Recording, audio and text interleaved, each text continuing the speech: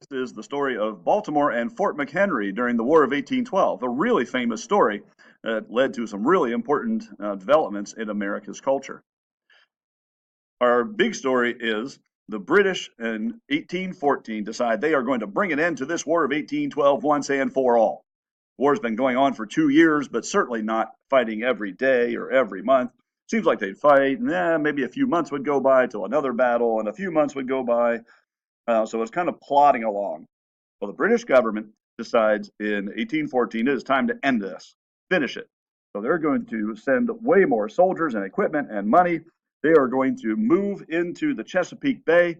And, well, they're actually going to come up in August and capture Washington, D.C. They're going to burn down the White House, burn the United States Capitol, with the theory that if you defeat the other side's capital, you've won the war. Well, that doesn't really work for the British because they're actually just going to make the Americans really mad. After capturing Washington, the British Army is going to continue sailing up the Chesapeake and launch an attack on Baltimore. That's going to bring about the Fort McHenry story. Fort McHenry defends Baltimore. So if the British want to capture Baltimore, they have to get rid of Fort McHenry first. Now, a lot of this is a Navy battle with the Navy ships fighting on the Chesapeake Bay, trying to bomb British Navy ships, trying to bomb Fort McHenry from a distance.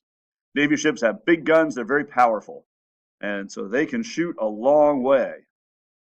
When the British move into Washington before attacking Baltimore, they're going to burn the White House. This picture is a still shot from a movie of the White House burning.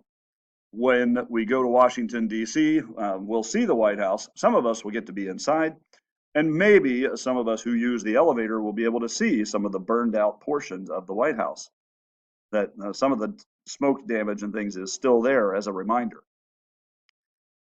A traditional story, and probably a true story, about the White House burning is the big, huge portrait of George Washington hanging in the White House was saved by Mrs. Madison. She had some people take the painting out of its frame before the British captured the White House, had it preserved along with some other White House important items just before the British invaded, took the city, and burned the White House. So there's a picture of the burned out White House. So we know Baltimore is under a big threat if the British will do such a thing to Washington, D.C. Now at Fort McHenry, they have a really, really, really big flag. A big flag that is really huge. The people of Baltimore are very proud of this flag, and they are going to have this flag flying over Fort McHenry because it's American-held territory.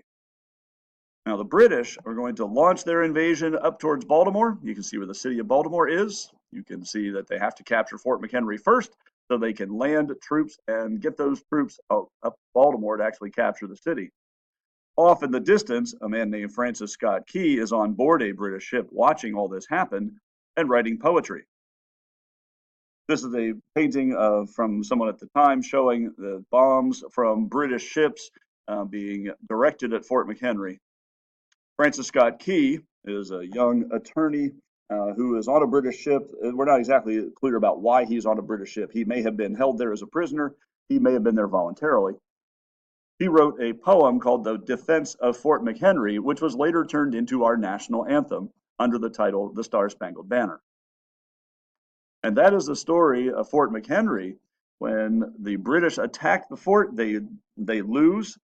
They are not able to launch an invasion into Baltimore, and the British are turned back because Fort McHenry, with Americans, holds on and saves Baltimore from the British invasion. It contributes the Star-Spangled Banner to our national culture.